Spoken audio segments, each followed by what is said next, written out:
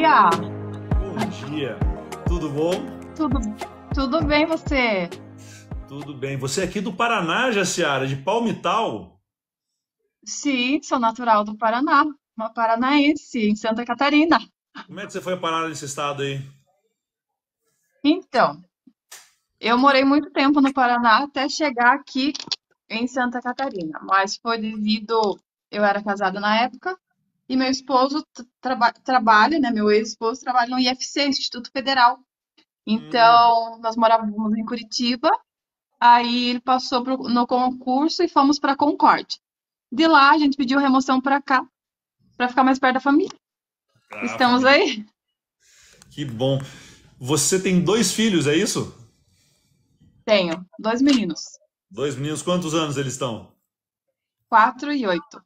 Nossa, a idade de 8 anos tem a idade dos meus gêmeos. Ah, Eu é? quase atrasei a nossa live aqui hoje, porque eu tava com eles no dentista. Oh, mas tá tudo Foi. bem? Tudo bem, tudo bem. Estamos vendo se a gente vai colocar aparelho nas crianças. Jaciara, você, mulher, mãe, ativista de esquerda em Santa Catarina. Como é que você foi arranjar essa dor de cabeça? Meu Deus.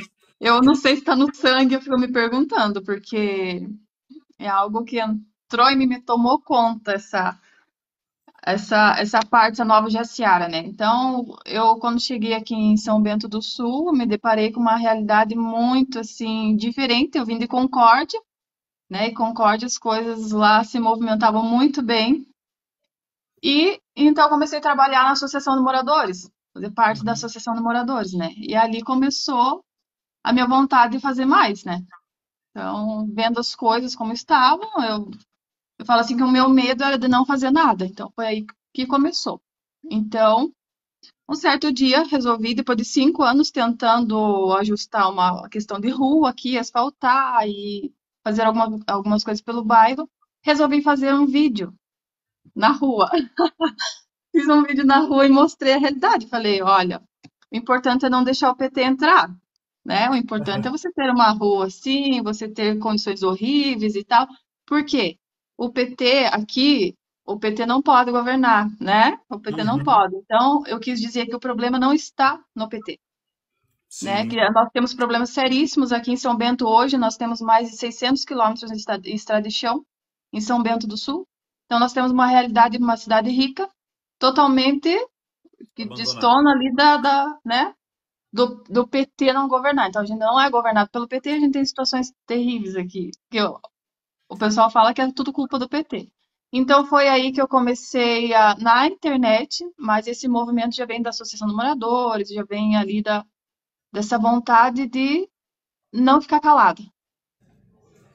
E precisou muita coragem, né? Porque você literalmente vestiu a camisa, foi pra cima, começou a botar o dedo na ferida, por assim dizer. E o extremismo, né, dos dois lados, né, é sempre muito perigoso. E ainda mais aí em Santa Catarina você teve que enfrentar esse preconceito. Como é que você lidou com isso? Muito, muito, porque até então, infelizmente, pela minha cor branca, você deve passar por isso, a gente não pode ser de esquerda. Tem esse preconceito, né? Sim. Então, quando as pessoas começaram a me ver na internet, ver meu vídeo, né, que eu comecei a receber vídeos ali dos grupos de bolsonaristas, inclusive, o pessoal veio me questionar, me mandar mensagem no WhatsApp e tal. Como assim? Você é simpatizante do PT? Daí eu falei, sim, eu sempre fui, né? Aí Uhum. as pessoas se espantaram. Aí eu falei, olha, nunca ninguém me perguntou qual era a minha posição política, né? Uhum. Então eu só peço respeito, né? Falei isso para as pessoas. Mas nas ruas assim, foi bem difícil, sabe? Então passei situações no posto de combustível, no mercado, hostilizada, na internet assim foi uma chuva, né? Então Mas é um você não concorda comigo que na internet as pessoas são mais corajosas, escondidas então, atrás de uma tela, fica todo mundo cheio de coragem, fala o que pensa, fala sem pensar e ao vivo dá uma segurada. Você uhum, não acha isso? sim. Sim, porque eu tive duas situações aqui de cara a cara, sabe? O Uhum. restante é toda internet, eu tenho boletim de ocorrência, né? Por ameaça, enfim, Então tenho ali até o delegado pediu, Jaciara, faz uma ata notarial, porque é muita coisa.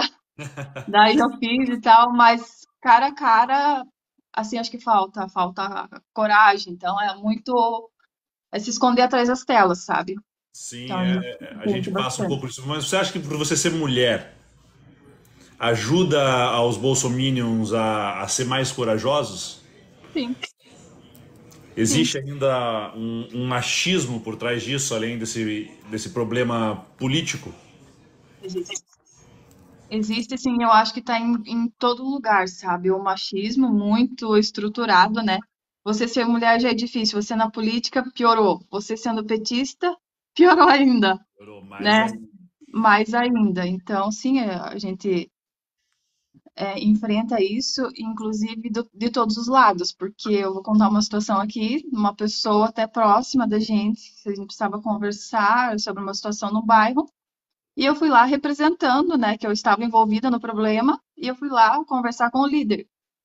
Essa Uhum. pessoa, ela não conseguia me olhar. Então tinha um companheiro meu junto, e a pessoa olhava para ele e não conseguia me olhar. Eu estava ali como representante para tentar resolver o problema, que eu estava à frente disso.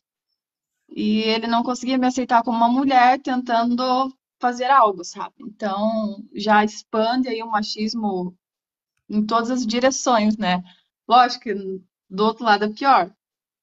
Do outro lado é pior. Eu acho que esse machismo ele vem da ignorância, né? Como qualquer desses preconceitos que a gente tem.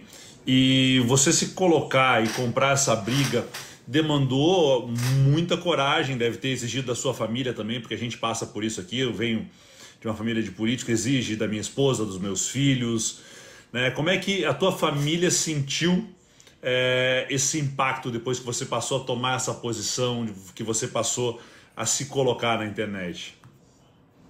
Olha, o que eu mais ouvi das pessoas quando eu comecei ali é você é muito corajosa. E para mim era uma coisa tão normal, porque eu fui fazer algo que era uma indignação, perdão, de todo mundo, mas eu me botei, eu falo assim, né?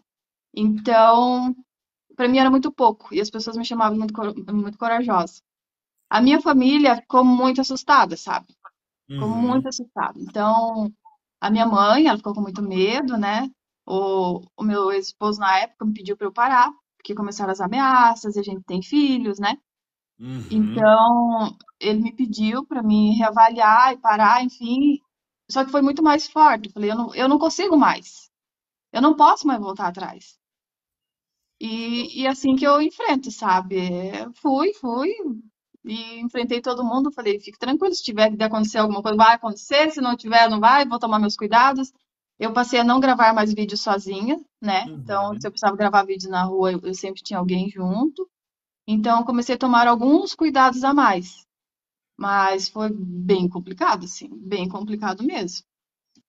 Eu digo que você é corajosa assim, digo que você é uma exceção, porque na área que eu trabalho, as pessoas sempre vêm com o seguinte discurso: isso está errado, alguém tem que fazer alguma coisa. E as pessoas sempre falam, alguém, nunca Uhum. elas. Então você ter tomado essa coragem de se colocar, de se expor, de comprar essa briga num território hostil, eu acho que isso trouxe muita gente para acompanhar você, para ver você, né? Porque realmente hoje são exceções as pessoas que fazem alguma coisa quando não concordam, né? Porque todo Sim. mundo fala, alguém tem que fazer alguma coisa, desde que não seja eu. Aham. Então você se colocar, você comprar essa briga em Santa Catarina acima de tudo, né? É, é algo realmente que sai fora da curva. Acho que vem daí, né? Esse sucesso todo teu na internet. Você hoje tem uma influência muito grande nos canais de esquerda. Você sente a responsabilidade disso? Eu não me dei conta, sabe, ainda disso, sabe? Porque pra mim, igual eu falei pra você, é tão normal o que eu faço, é algo, é o mínimo que eu faço. Então, mas o espanto das pessoas é realmente isso, é eu estar na contramão hoje. Isso Uhum. não me assusta, sabe? Eu estar na contramão não me assusta em momento nenhum. Pode ser que eu não saiba onde eu estou pisando, pode ser, mas eu estou tranquila a respeito disso. Então, é algo que que eu pensei assim, não, eu preciso fazer alguma coisa. O que me assusta realmente é eu não fazer nada. Então, isso sempre foi muito claro na minha cabeça. O que me assusta é eu não fazer nada. Então, o que vir pela frente eu vou encarar. E você acha que você está conseguindo influenciar outras pessoas a tomarem essa coragem, a entrar nesse jogo, a se colocar, a defender o seu posicionamento? Sim, sim.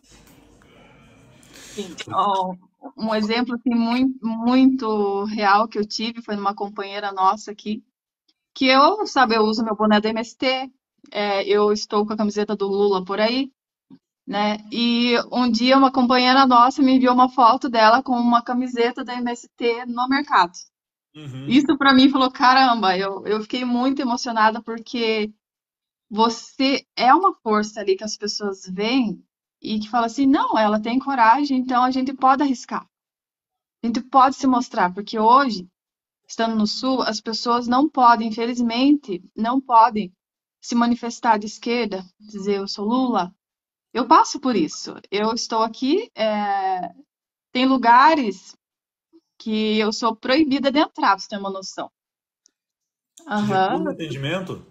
aham, já eu tenho, aham. Olha só. Então, para o mercado de trabalho, a gente tem uma dificuldade muito grande, né? Então, depois que eu tive essa exposição, então me fechou muitas portas, né? A gente sabe disso. Então, é toda essa dificuldade, mas eu falo que eu tô de cabeça erguida. Eu ando aqui em São Bento do Sul, região, né? Ontem estávamos em Mafra, numa audiência pública lá com o Pedro Kizar. E eu ando de cabeça erguida, Requião, assim, sem Eu acho que receio. tem que andar, porque você defende algo que você acredita. Uhum. Você se colocou contra uma obscuridade, um hiato na história da inteligência do Brasil, que foi esse erro do Bolsonaro. Foi um erro, tudo bem, de certa forma, ajudado a ser criado pelos erros que a esquerda mesmo cometeu, né? E esses erros geraram aí uma insatisfação com a política e uma guinada a uma direita, mas a impressão que eu tenho é que as pessoas não sabem o que é direita e o que é esquerda. Uhum. Então, assim, eles entram nesse discurso, nesse nevoeiro que é o bolsonarismo, porque é um discurso muito fácil, né? Ah, eu sou contra a corrupção, eu não conheço ninguém que seja a favor. Ah, eu sou a favor da família, eu não conheço ninguém que seja contra. Então é Uhum. um discurso fácil que trouxe aí, com um trabalho midiático muito grande, esse ignorante ao poder. E você acha que a gente está saindo um pouco disso já? De forma leve, sabe? Aqui para nós a gente tem uma dificuldade grande em identificar, né? Quem tomou consciência, mas tem, a gente sabe que tem, mas a pessoa se manifestar, eu acho ainda muito cedo. Por mais que a gente sabe que o governo está fazendo, nossa, um excelente trabalho, né? O governo Lula, e falo por Santa Catarina, que a gente já viu uma diferença, nossa, muito grande. Mas as pessoas assumirem isso, eu acho que tem uma dificuldade nelas, né? Então é melhor eu ser o conservador ali, né? O Deus, Pátria e Você acha que Família. está difícil deles aceitarem o seu erro? É, Né? É algo admitir. complicado do pessoal falar assim, olha, eu estava errado e agora eu me coloco errado. Uhum, E a gente perde muito, você, como eu disse, é uma exceção, o discurso nas redes. Eles têm uma rede muito mais organizada que a nossa, de WhatsApp, de TikTok, de Instagram, e eles uhum. trabalham com as fake news numa força muito maior, né? E você sente ainda que o nosso pessoal, o pessoal que é anti isso, ainda tem esse medo de se colocar nas redes também? Que Tem, eles ainda estão mais empoderados que nós? infelizmente. Infelizmente, porque o discurso deles, igual você falou, é fácil. É algo que você sai repetindo, né? Então é só repetir a mesma coisa e eles são muito unidos para isso, né? Para o mal. E a esquerda ainda precisa muito, trabalhar muito. E a gente tem trabalhado isso. Temos um grupo, inclusive, aqui do sul, de Santa Catarina, para a gente se fortalecer. E com os meus companheiros do TikTok também a gente tem feito isso. Alinhar Uhum. os discursos, mostrar o que o governo Lula vem fazendo, mostrar nos municípios o que está sendo feito e deixar o bolsonarismo de escanteio. Porque não bater na mesma tecla do Bolsonaro, Bolsonaro, Bolsonaro, e mostrar as ações, né? Mas precisa muito, sabe? Muito, muito, muito do fortalecimento da esquerda nas redes sociais. A gente precisa aprender muito. E se unir, né? Alinhar, acho que alinhar os discursos ali para a gente seguir a Nós mesma temos um coisa. problema aqui no Paraná, não sei se Santa Catarina tem esse problema com o pessoal de esquerda aqui, que é a minha estrelinha mais vermelha que a sua, sabe? Há um racha muito grande aqui no campo progressista, porque é uma briga de poder e de vaidade muito grande que acaba atrapalhando, né, a gente a discutir, né? Então, eu vejo daí que nós perdemos o discurso no sentido de que as pessoas não se relacionam com nós, porque quando a gente está brigando entre nós, eles estão lá varrendo para dentro, né? Então eu acho que é Exatamente. realmente um grande desafio que a gente tem. As famosas tendências, né? Exatamente. Eu acho que isso é se alinhar, alinhar, ter um discurso bom, um discurso forte e a gente ser muito atuante nas redes. A gente precisa. Aqui eu tenho a minha companheira Magda, ela também, depois que eu estive aqui, ela começou na internet e ela faz muito sucesso também. Então, a gente tem o receio de entrar, mas depois que você entra, que você encara eles ali, eu acho que só vai. E a gente bate muito nessa tecla da união, do fortalecimento. Eu acho que esquecer a barreira ali de Rio Grande do Sul, Paraná, unir, fazer um grande grupo, né? Uhum. Para as coisas boas, não para o Sul é meu país, Pois é, né? mas veja o problema que a gente enfrenta. A gente está aqui fazendo essa live, eu estou batendo um papo contigo aqui, Jace, e tem as pessoas falando aqui de comunismo. E o comunismo é, para o adulto sem educação, o mesmo que o homem do saco é para as minhas crianças. É um fantasma, é um inimigo, é uma invenção hoje. O comunismo, como colocado, ele não existe, ele não existiu e nunca será aplicado no Brasil. E as pessoas têm medo desse fantasma do comunismo. Isso, no meu entender, é uma falta de. É um erro nosso como sociedade que nós falhamos em educar. Uma pessoa que tem medo do comunismo é uma pessoa que não conhece a história e não leu Marx, porque não entendeu o que é o comunismo, né? Como ele se daria. E então a gente tem esse problema ainda. As pessoas têm essa falta de conhecimento, têm esse medo do que elas não conhecem e não se informam. Esse é o nosso maior desafio, até porque tem uma pesquisa que mostra que os bolsominions se informam, acho que 90% em grupos de WhatsApp. Não há um trabalho de procurar informações de fontes inidôneas, né? Então repetem essa história do fantasma do comunismo como um mantra e sequer sabem do que estão falando. Uhum. Então, esse negócio, vão invadir a minha casa, vão tomar o meu trator, vou dividir as minhas terras, não conseguem entender função social da terra, que é uma coisa da Constituição de 88, não conseguem entender que ninguém vai mexer jamais com a propriedade privada no Brasil, desde que ela seja legal. E existe, eu vejo, uma defesa de invasores ricos, né? Sim. Se o cara é rico e invadiu, ok. Se o cara é pobre e invadiu para produzir, não pode. Então, a gente tem que ver essa dificuldade das pessoas de não se informar. Isso talvez seja um defeito do nosso sistema de educação hoje no Brasil.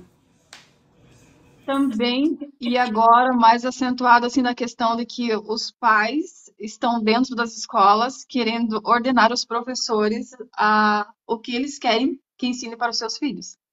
A gente tem resistência no ensino de história, de filosofia, sociologia, porque a gente tem relatos aí de professores de escola particular que foram mandados embora por não poder ensinar o que se deve. E, e os professores de escola pública ali sofrer represália, né, por parte dos pais. Então, vamos fazer um trabalho sobre isso. Não, meu filho não vai participar desse trabalho. porque fala disso, fala daquilo, então coisas que a história não pode ser ensinada hoje, Riquel, isso é grave, isso é muito grave. É um obscurantismo, né? Um Brasil retroagindo ao que foi o mundo medieval, onde a religião passou a queimar livros. Né? Eu Aham. acho que a religião, principalmente a católica, já a religião cristã, já evoluiu muito disso no mundo. Nós temos um Papa hoje que é um grande líder progressista, né? E que prega a instrução, a educação, o amor. E aqui no Brasil nós estamos andando na contramão da história, onde nós vamos por um fanatismo perigosíssimo. Porque a pessoa se colocar contra a filosofia, a pessoa se colocar contra a sociologia e aprender história, quem não sabe de onde veio não sabe para onde vai. Que tipo de crianças esses pais estão criando para o Brasil do futuro, né? Então a gente tem esse problema muito sério e a gente precisa trabalhar isso com cuidado. Acho que não é nem agredindo os bolsonaristas, quem errou, errou, pode se corrigir, pode aprender, pode evoluir, mas a gente precisa estar trabalhando a educação para que a gente forme um cidadão, né? Uhum. Porque a ignorância leva ao fanatismo, o fanatismo leva ao extremismo, o extremismo nunca é bom. E os seus filhos na escola sentem isso? Olha, isso era uma preocupação bastante, assim, sabe? Agora o que acontece que mães, né, de outros alunos, falam assim para minha amiga, eu tenho amiga lá, fala assim, ó, só não conversa com fulano de tal, né? Se afasta de SA. Então isso tem, sabe? Mas com os meus filhos ainda, graças a Deus, tá mais leve, assim, que eu tenha percebido. Então, eu acho que a gente tem que caminhar nessa construção. Eu acho que a esquerda precisa reencontrar o seu discurso, né? Eu não gosto do discurso populista. Eu acho que é um discurso fácil também por parte da esquerda, e é um discurso raso. Ah, o povo tem que comer 3 vezes por dia. Tá, e como é que nós vamos recuperar a geração de emprego? Como é que nós vamos recuperar a economia? Como é que nós vamos recuperar a agricultura familiar? Né? Porque hoje nós não temos mais essa agricultura quase no Brasil, ela vem diminuindo cada vez mais, estamos plantando dinheiro, commodities, não estamos mais plantando comida, né? Então a gente tem que trazer essas pessoas de volta para se sentirem representadas por quem os de fato o representa. Porque uma coisa que eu me divirto é ver uma pessoa aqui no TikTok que comprou um HB20 branco em 36 vezes e não está conseguindo pagar a parcela, se dizer assustado porque alguém falou que vai taxar grandes fortunas, né? Não, amigo, você comprou um HB20 em 36 vezes, você não será taxado, você não tem uma grande fortuna. Então a gente tem essa dificuldade de conversar com as pessoas. As fake news e uma visão muito errada do que é a direita e a esquerda tem atrapalhado muito as pessoas. Com certeza. É, E assim, eu vejo isso aí em Santa Catarina. e a aceitação, você pode dar a informação correta. Por exemplo, eu estou aqui, volta e meia, estou com o meu boné do MST. Então vem aquela enxurrada, né? Ah, eu vou invadir terra, vou não sei o quê. Aí a gente tenta explicar como que funciona, mas assim, nunca eles vão conseguir entender porque eles não querem. Porque quando a gente quer aprender alguma coisa, a gente abre a mente. Você pode desenhar na frente.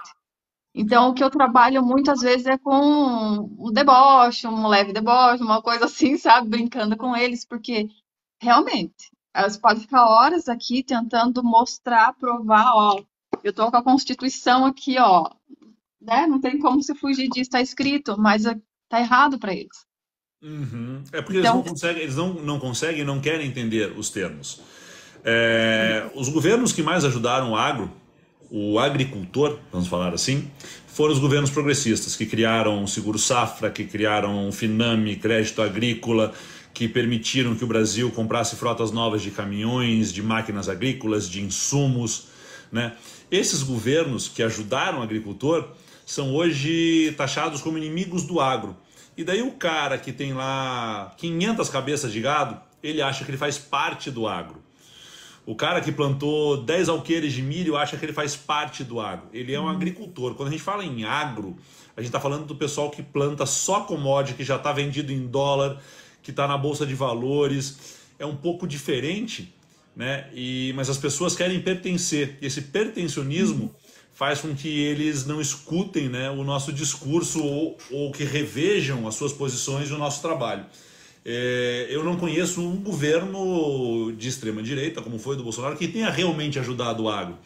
São governos que ajudaram o grande agro, não o agricultor, não quem produz comida, não facilitou a vida, não ajudou a criar melhores condições para plantar, melhores condições para a gente ter comida barata aqui no Brasil. E a gente precisa, de certa maneira, trabalhar isso. É isso que eu vejo que você vem fazendo. Você vem trazendo essa política para o português, que é uma coisa que eu brinco muito. As pessoas, quando falam de política, elas falam em outra língua, e a gente tem que falar português. Certo. E isso era a minha preocupação. Então eu falei, meu Deus, eu estava muito ansiosa para nossa conversa aqui. Eu falei, caramba, eu te admiro demais, você é uma pessoa super inteligente. Eu E só estou eu falei que esforçando. eu não sei falar de política. Eu gosto muito da política, assim, mas eu gosto de fazer, eu gosto, sabe, de estar nesse meio. Então tô engatinhando nisso, tô engatinhando, mas eu acho super importante, né? Você falar a linguagem, você mostrar. Você falar, isso é política, né? Tem todo um conceito, tem tudo, mas o que é a política realmente? No vamos ver. Como diz o senhor excelentíssimo Jorginho Melo, vamos que vamos, né? Cadê o vamos que vamos? É nesse momento que a gente precisa mostrar o que é política. Política é o que põe comida na mesa das pessoas, é o que traz saúde para os municípios do interior, é o que traz educação para os filhos das pessoas que não têm dinheiro para pagar uma escola de qualidade. A política é a arte de atender a quem precisa, né? A Uhum. arte de se atender é politicagem. Então a gente tem realmente que trazer essa política para o dia a dia, para as pessoas entenderem, né, o quão importante é participar mais da política, concordando ou não com a gente, mas que assistam, que fiquem com dúvidas e que procurem se formar de verdade, não só nos grupos de WhatsApp, né? Então a gente tem aí essa necessidade de trazer a política. Eu acho que por isso que eu pedi para fazer essa live com você, para trazer a você e ao teu público e ao meu público uma versão da política que as pessoas entendam. Eu acho que você está de parabéns, você faz isso muito bem, você fala muito bem de política, sim, você fala uma linguagem que as pessoas entendem e você traz esse discurso para o chão, né? Porque esse discurso pseudo-intelectual que eu ando fazendo por aí foge das pessoas, foge da percepção, não há conexão com o discurso. Então você está de parabéns já, você faz um trabalho incrível. Meu Deus, eu fico honrada, eu fico honrada. O dia que eu recebi tua mensagem, eu nem dormi. Eu falei, mãe do céu, o que que tá acontecendo? Eu fiquei muito feliz, emocionada, assim. E eu falo muito, assim, da construção, né? É o de baixo para cima, o de baixo para cima. Então, o meu foco sempre foi município, depois, né, estado e depois governo federal. E as pessoas fazem o inverso e a gente precisa se atentar para isso. E no discurso do Lula essa semana, ele falou: nada muda de lá para cá. A gente precisa dos prefeitos, precisa dos governadores e assim vai, né? De todo mundo. Mas essa sequência. Então, ter olhar, eu chamo muito a atenção das pessoas nas minhas lives, olhar para o município. Porque assim, ó, eu acho incrível as pessoas não saberem quantos vereadores tem na sua cidade. E se você for perguntar, você vê que é um número altíssimo de pessoas que não sabem quantos vereadores tem na sua cidade. O que eles estão aprovando, o que o prefeito defende. A gente teve aí os atos antidemocráticos. E eu me assustei Uhum. muito, porque assim, ó, teve pessoas aqui, candidatos, né, que concorreram pela democracia, né, e estavam nos atos antidemocráticos. Isso me chocou muito. Então, se a gente não fizer parte disso, a gente vai deixar nas mãos de quem? Então, eu acho muito importante o mínimo que a gente fizer, mas a gente fazer. A gente dizer assim, eu defendo isso, não só defender, eu faço isso, eu quero mudar isso. E eu vejo uma esperança muito grande, sabe? Por mais que as pessoas falem assim, você está no estado bolsonarista, você está numa cidade, está na contramão, é muito difícil para você. Eu falo assim, eu vejo esperança, sabe? Quando você vê esperança, eu posso ser uma sonhadora, eu sou uma sonhadora. Mas eu acho importante você dar os pequenos passos para a gente chegar lá na frente. Senão a gente vai deixar na mão de poucos e dos mesmos sempre. E as pessoas não sabem o que faz um vereador, as pessoas não sabem o que faz um deputado, as pessoas não conseguem dividir isso aqui. Só quero a Lu Bueno tá pedindo aqui também para fazer live comigo. Lu, manda uma DM aí, depois a gente conversa sobre isso, é possível. Mas é isso, você tem que trazer para as pessoas o que faz a política, o que é a política de fato. Porque há uma ideia de que a política não serve para as pessoas, quando é justamente o contrário. A política existe para as pessoas. Qualquer outra coisa é politicagem, eu já disse aqui. Lu, não vou tomar muito mais seu tempo. Eu quero que você venha. Se desculpa, a Lu estava respondendo a Lu. Eu quero que você venha aqui para Curitiba, venha tomar um café comigo aqui no gabinete. Vai ser muito bem recebido. O café é ruim, mas a conversa é boa. Tá? Obrigado de coração por ter aceitado esse bate-papo com a gente aqui. A minha mãe, para quem não sabe, é catarinense, é de Joaçaba. Olha, perto de Concórdia. Pertinho de Concórdia. E muito obrigado por ter me recebido, por bater esse papo com a gente aqui. O pessoal que acompanhou a gente, eu espero que tenham gostado do conteúdo. Sigam a Jace aí no TikTok, ela faz um trabalho incrível. E continua, Jace, não se abale com as ameaças, não se abale com os gritos, porque cão que ladra não morde. A gente tem muito trabalho para fazer pelo Brasil. Perguntaram aqui o que eu acho do Sul é meu país. Eu acho um absurdo. Eu acho que a Jace concorda comigo. Com certeza. Eu acho que é uma... Até esse dia na minha live, o pessoal falando, não vai trancar a barreira, blá, blá, blá. Eu falei, isso é impossível. Vocês vão ver, você vai noticiar, blá, blá, blá. Falei, tá bom, vamos ver, né? Mas é algo, assim, acho que surreal mesmo e não tem possibilidade disso acontecer, né? Não. Mas eu fico muito feliz, nossa, fico muito honrada, assim, mesmo de estar aqui na tua presença hoje. Falar em Requião, falar do teu pai, assim, eu escuto desde que eu nasci. Então, sabe, meus pais eram Requião, Requião. Então, a gente cresce já com essa visão, com esse gostinho de política. Esse nome, para mim, é muito importante, sabe? E estar na tua presença me deixa honrada demais. Olha, obrigada de coração, tenho certeza que eu vou te visitar. Faz assim que eu fico vermelho aqui. Eu só sou mais um, igualzinho a você, tentando fazer a diferença. Eu acho que se cada um fizer a sua parte, a gente pode mudar o todo. Mas todo mundo tem que fazer a sua parte. É isso aí. Exatamente. Parabéns, Jace, pelo seu trabalho. Obrigado pelo carinho. Segue firme nessa luta aí e conta com a gente. Vamos firme. Um beijo pro teu pai. Pode deixar, eu entrego. Até. Até mais. Tchau.